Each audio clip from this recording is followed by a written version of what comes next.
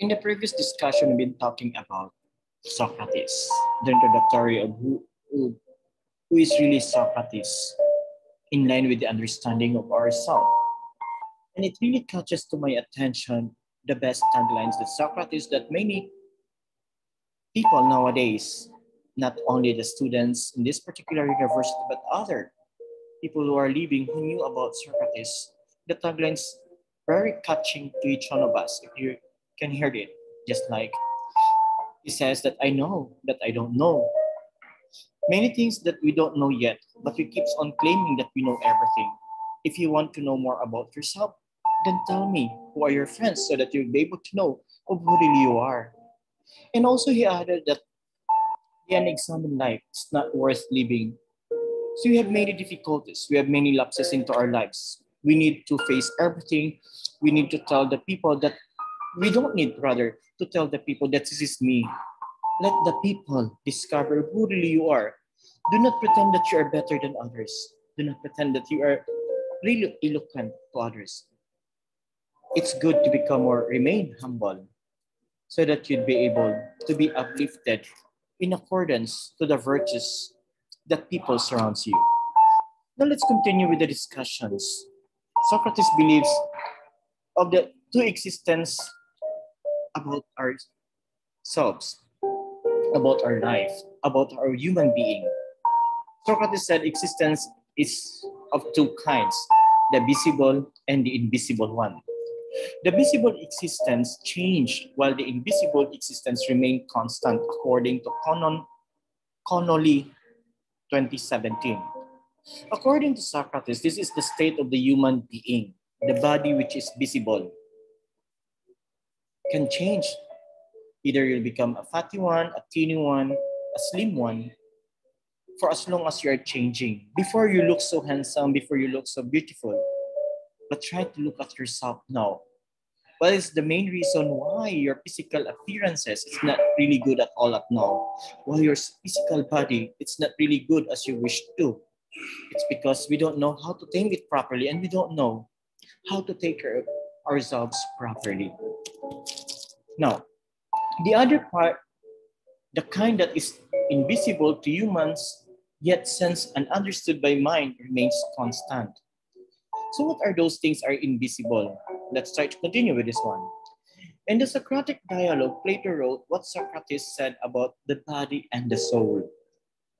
When the soul and body are together, nature assigns our body to be a slave and to be ruled, and the soul to be ruler and master.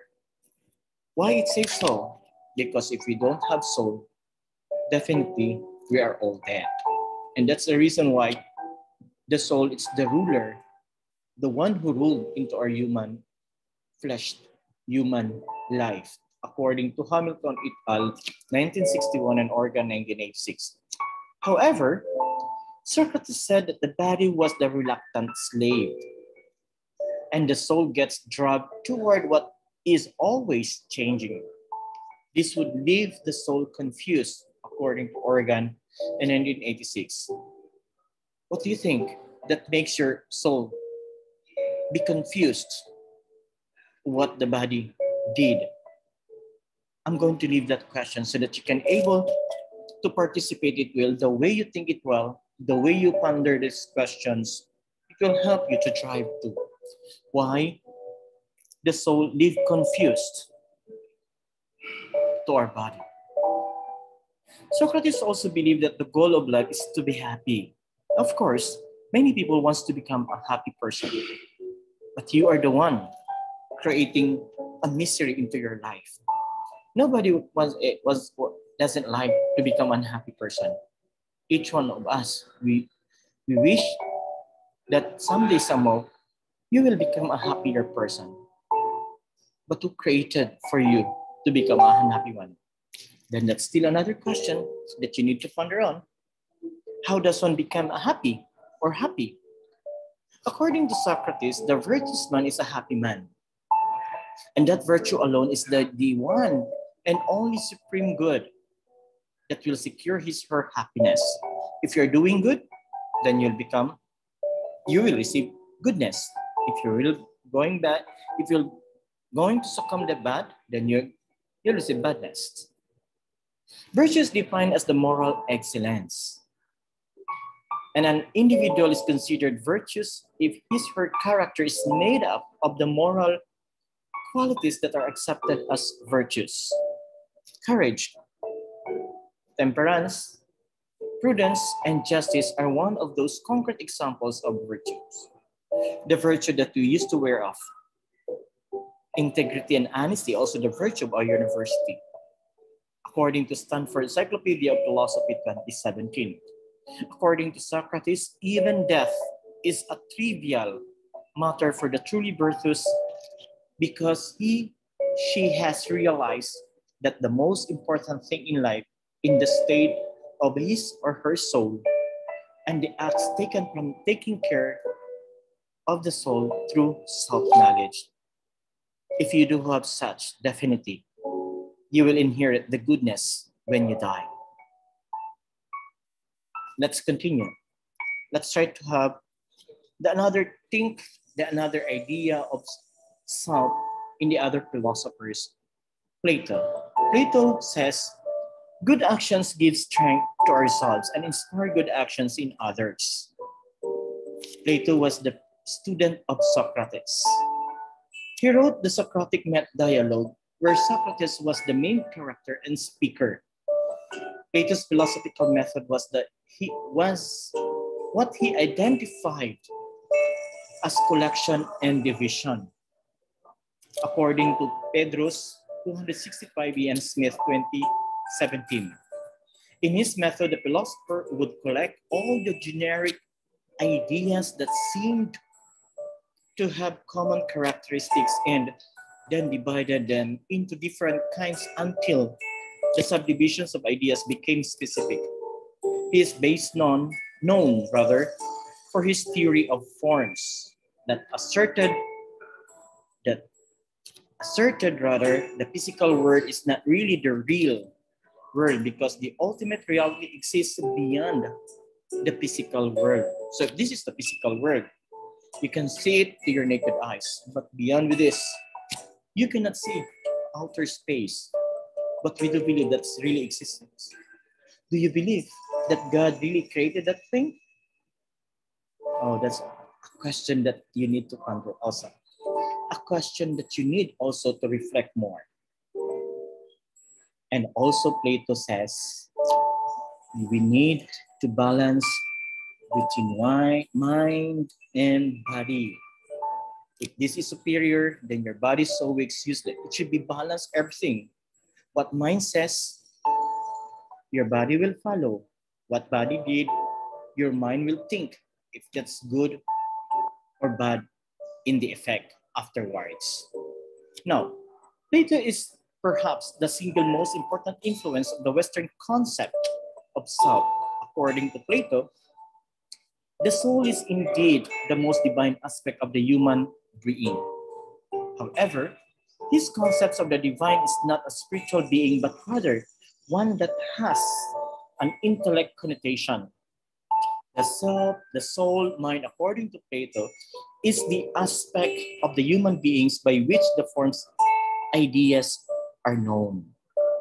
If you can able to articulate it well, the ideas that you have right now, your ideas might be not the idea of others.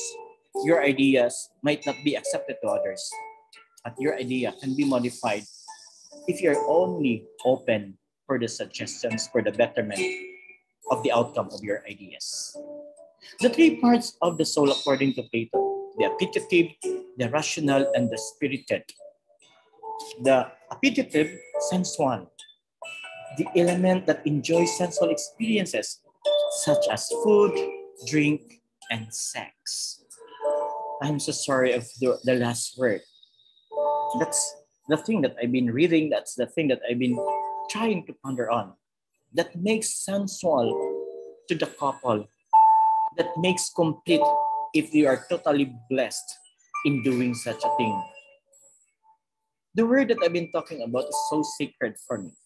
Only the couple is doing such a thing. But try to look at yourself and try to ask yourself, When was the time that you violated such a simple rule for ourselves?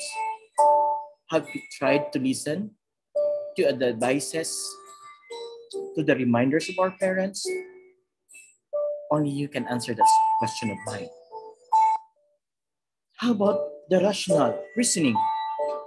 The element that forbids the person to enjoy the sensual experiences, the part that loves truth, hence should rule over the other parts of the soul through the use of reason. That's why when the boys tells you, girls, are you really loves me? They're asking, not telling you. If you really loves me, then prove it to me. What kind of proof that they are looking forward? What kind of proof that they're asking from you? Is it the proof that you love them? Is it the proof of the proof, or the reality that you love them so much, or it is their desire to conquer your weaknesses in terms of flesh? If they're asking about LUST, if they're asking about the last word that I mentioned, the 3 letters, then that's not love at all. That is lust. LUST. They didn't love you anymore.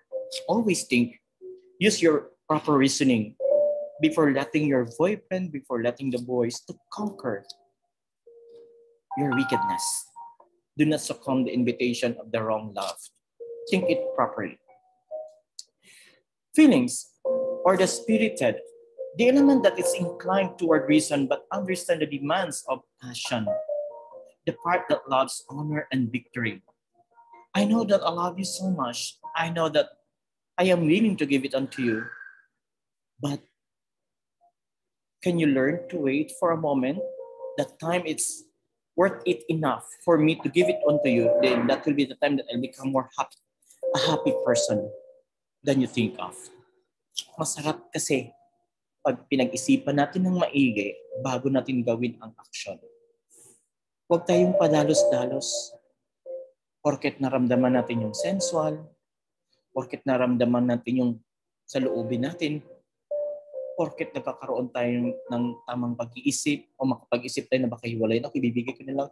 Mali, hindi ganoon.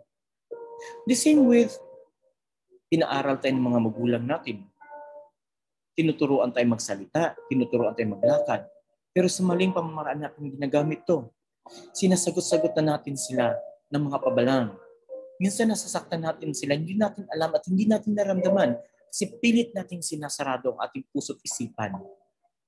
Nawa hindi pa huli ang lahat.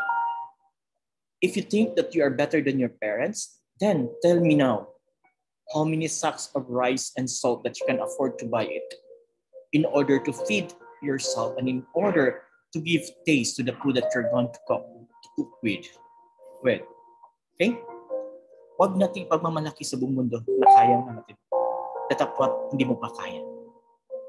Okay? So let's continue now. So that's part of the theory that Plato wanted us to perform and Plato wanted us to think. Good actions give strength to ourselves and spark good actions in others.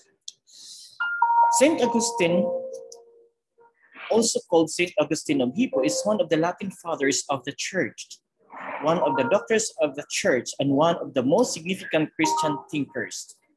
His philosophical approach to Christian thinking is the most influential theological system.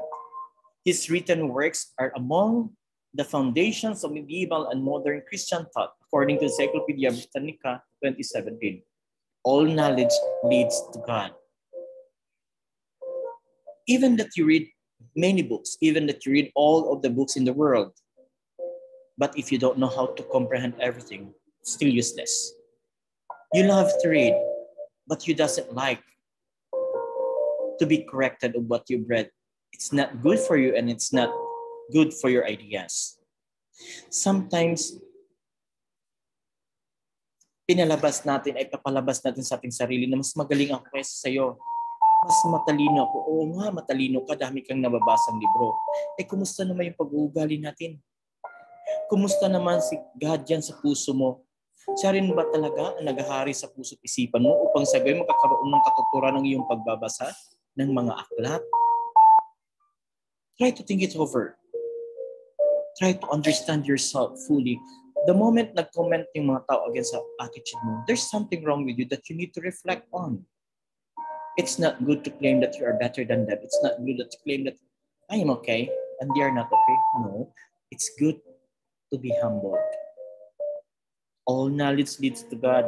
Ang lahat ng kaalaman mo ngayon ay may katuturan. Ang lahat ng kaalaman mo ngayon ay hindi nanggagaling sa'yo.